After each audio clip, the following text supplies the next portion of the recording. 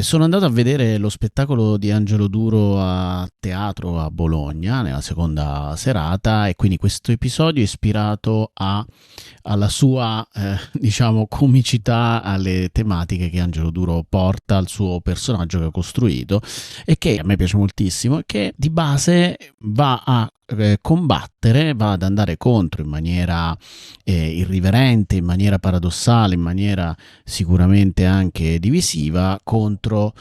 potremmo definirla come una lotta contro la pressione sociale, uno dei livelli di pressione principali che rendono questa vita assai scomoda e fastidiosa e che è collegata al condizionamento ad essere conformati, impedendo l'affermazione di se stessi. Quindi attraverso gli insegnamenti del maestro Angelo Duro ne parliamo in questo nuovo episodio di Comfort Zone. Immagina un mondo dove la crescita personale non richiede salti nel vuoto, dove il vero progresso avviene all'interno della tua zona di comfort, dove vivere appieno non significa correre senza sosta sulla ruota del criceto delle aspettative altrui. Se anche tu sogni questa realtà, sei nel posto giusto. Ti do il benvenuto in Comfort Zone, il podcast del dottor Emilio Gerboni. Buon ascolto. Comfort zone. Comfort zone. Comfort zone. Ciao, io sono il dottor Emilio Gerboni e quest'oggi partiamo proprio da un collega perché ormai è un dottore anche lui, è appena uscita la sua tesi con una tematica abbastanza importante come essere stronzi ed essere amati. Lo stesso, un po' il sogno, una fantasia di tante persone che però sentono di non potersi permettere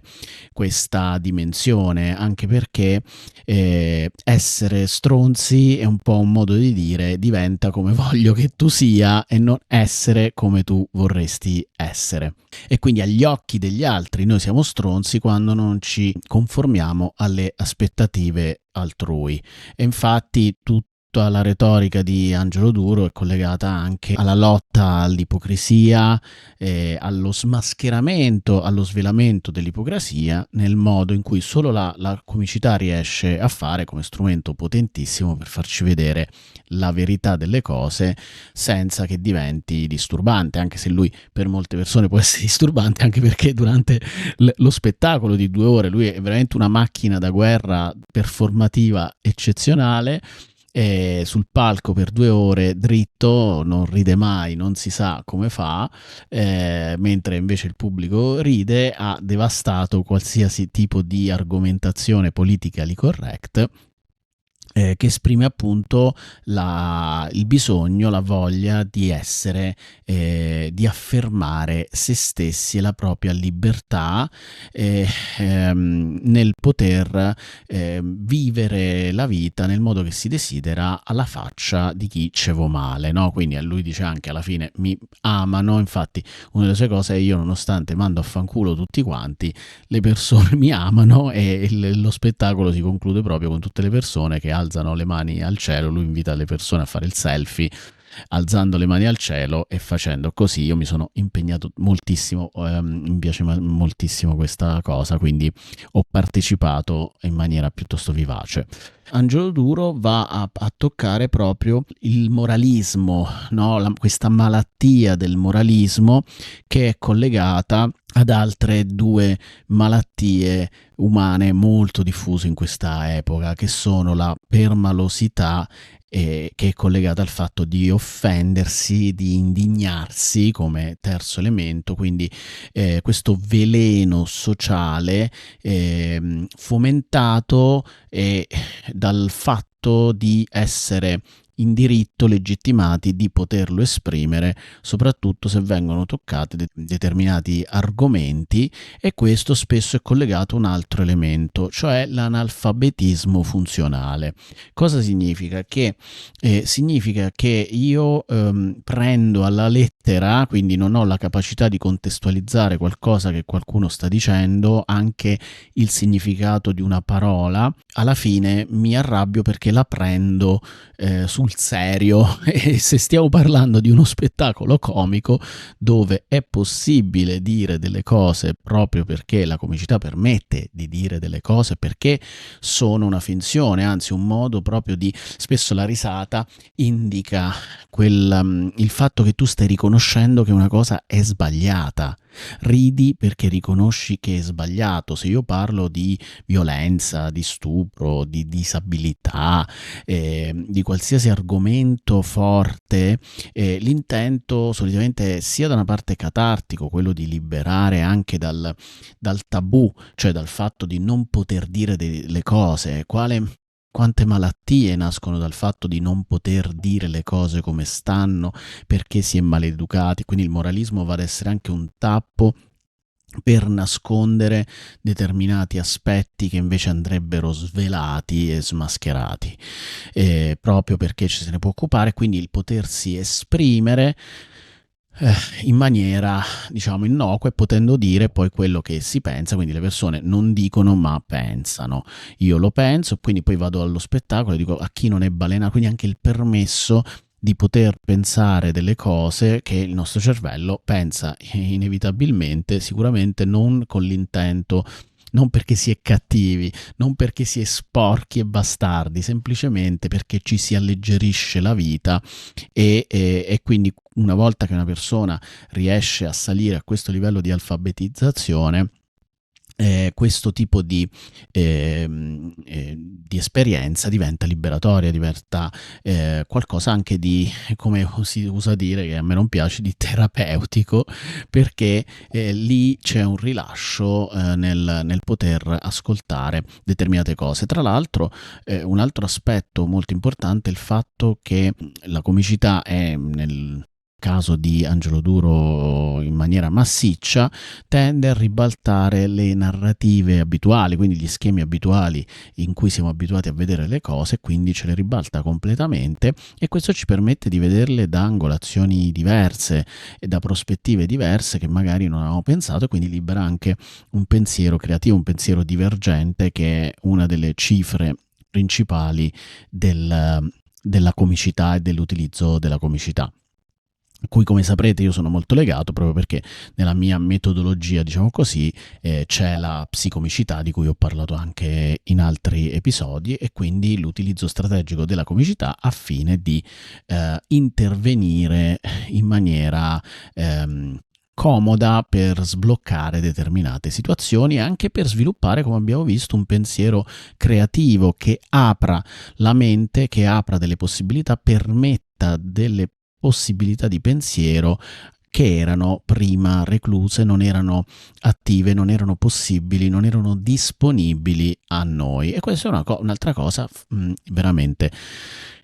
cruciale, che può essere utile a qualsiasi livello, quindi non soltanto per prendersi meno sul serio, per riuscire a vedere le cose con più distanza, con minori pesantezza, ridimensionare e sdrammatizzare, ma anche trovare soluzioni innovative, creare e riuscire a trovare delle soluzioni laddove queste soluzioni non sembrano possibili. Questo può essere utile nella vita personale, nella vita lavorativa, nella vita professionale.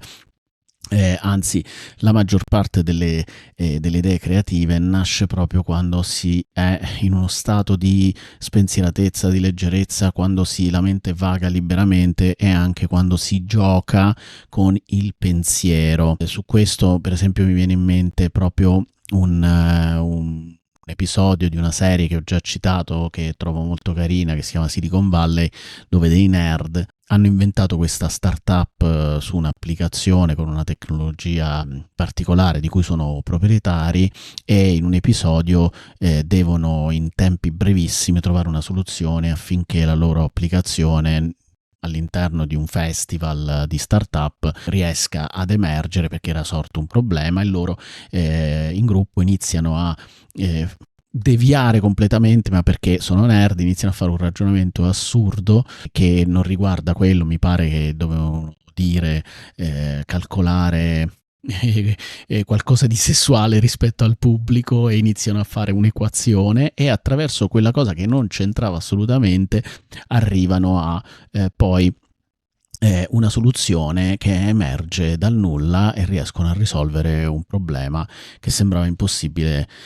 in quel momento, e in così breve tempo riuscire ad ottenere un risultato ancora migliore di quello che si erano prefigurati. Abbiamo detto però inizialmente che la cosa che a noi ci interessa soprattutto del messaggio di Angelo Duro è appunto la lotta alla pressione sociale, che tra l'altro blocca assolutamente il pensiero divergente, la creatività, la spontaneità e la possibilità di poter pensare in certi modi e lanciarsi in certe direzioni, e lui parla anche di cose alla fine pesanti della sua storia, che poi io non so se sono vere, ma comunque possono essere verosimili e possono riguardare anche altre persone, che appunto se ne parla in maniera abbastanza alleggerita, diciamo così, nel senso che lui parla per esempio del rapporto con i genitori, che poi è stato il tema centrale del suo film al cinema, che io lo trovo molto più forte a teatro che al cinema, ma anche per ovvi motivi, perché in realtà trasformare le gag di teatro in cui uno parla e racconta in scene vere, diciamo così, cioè realizzate, già questo rovina. Però a parte questo discorso, lui racconta di come i genitori educativamente sono stati, diciamo, non proprio il top per lui, e di come abbiano fatto degli abusi che spesso non vengono visti, che vengono sottovalutati. Quindi mettere in luce anche il fatto che delle volte delle ingiustizie, delle violenze subite sono in realtà ignorate, mentre altre vengono messe in evidenza. E hanno dei vantaggi. Un'altra cosa molto importante, sempre collegata al pensiero divergente che presenta Angelo Duro, è il fatto di parlare di come i difetti possano essere utilizzati proprio, quindi questo è un concetto anche di ipnosi ericksoniana, l'utilizzazione, cioè utilizzare tutto quello che si ha a disposizione. E lui dice in più punti dello spettacolo presenta come le persone, invece che vedere dei loro presunti difetti come qualcosa di negativo, invece possono essere ricchi di vantaggi, e quindi una volta che c'è una condizione, vivi una condizione che tu stai vivendo, perché non giovarne e quindi fare, ad esempio, dice che avrebbe voluto avere un figlio Down, perché il figlio Down lo poteva mandare in giro da tutte le parti e gli si perdonava tutto, e quindi gli diceva vai a toccare il culo alla signorina, e la signorina prima, appena vede che Down, fa oh che carino questo bambino, invece un bambino normale verrebbe picchiato. Quindi anche c'è questa diciamo condanna diciamo dell'attacco della normalità, cioè chi sta bene deve essere punito in qualche modo in questa società, e non viene riconosciuto che anche quella persona ha un diritto, quindi togliere i diritti ai normali e darli a tutti quelli che hanno una sofferenza, un handicap di qualche tipo, e quindi, come dire, devi pagare il prezzo di stare bene e quindi devi soffrire, che è una regola della nostra società che in qualche modo ti porta a non desiderare quasi di stare bene, no? Spesso le vittime vengono portate sul piedistallo e come dire, c'è una sorta di incoraggiamento al vittimismo in questo senso, o a non emergere con le proprie potenzialità, perché appunto queste potenzialità possono essere scardinate, squalificate e anche subire degli svantaggi e degli attacchi. Per cui c'è anche questa denuncia, no, all'interno della retorica di Angelo Duro, però nella quale lui vince. Lui dice: alla fine, siccome a me non me ne sbatte niente di queste cose qua, non mi piego, non cedo ai ricatti e ho l'abilità di ribaltare le prospettive, io riesco poi ad avere la meglio. Quindi la capacità di riuscire a comunicare in un modo, avere strumenti comunicativi che ti permettono di rigirare la realtà così come ci è stata rigirata e imposta, ti permettono di comandare la narrazione degli eventi e riuscire poi a affermarsi, come succede ad esempio nel famoso libro di Pirandello, nella storia di Pirandello, dove c'è il personaggio che porta sfiga, e questo personaggio porta sfiga e viene cacciato da tutte le parti, fino a quando lui cosa fa? Rende il suo difetto un vantaggio, nel senso che dice: se non mi paghi una certa cifra, io rimango qui e ti porto sfiga. Quindi trasforma il suo essere un portasfighe in un lavoro estremamente remunerativo, e quindi invece che negare, combattere la sua natura e cercare di non essere quello che è, invece si afferma e trasforma in un vantaggio quell'etichetta che gli era stata affibbiata dagli altri. Quindi un po' questa capacità di lottare. Io considero comunque Angelo Duro come un testimonial, un portavoce della lotta bradipesca della comfort zone, perché nel momento in cui io mi so elevare al di là della pressione sociale, riesco a vivere una vita veramente comoda, perché non sono vittima di ricatti, non sono vittima di essere forzato a non essere chi sono, e invece posso affermare me stesso liberamente, serenamente, e poi da questa posizione è chiaro che si possono ottenere altri vantaggi, altri benefici, non solo emotivi ma anche pratici all'interno, e lui l'ha dimostrato col fatto che insomma si è affermato, e ha affermato un personaggio veramente difficile, con grande capacità. È riuscito a affermare un personaggio molto difficile da inserire, soprattutto in questo momento storico dove sembra che non si può dire niente, che appunto tutti partono, si offendono, ma lui riesce a farlo perché lui incarna questa possibilità, mentre se lo fa qualcun altro non funziona, che è un altro punto abbastanza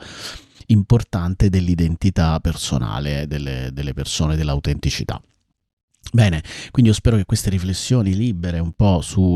che hanno toccato soprattutto la lotta alla pressione sociale in vari aspetti siano state interessanti per te. Ci vediamo al prossimo episodio di Comfort Zone. Un abbraccio al dottor Emilio Gerboni. Stay cushy, not pushy. Ciao.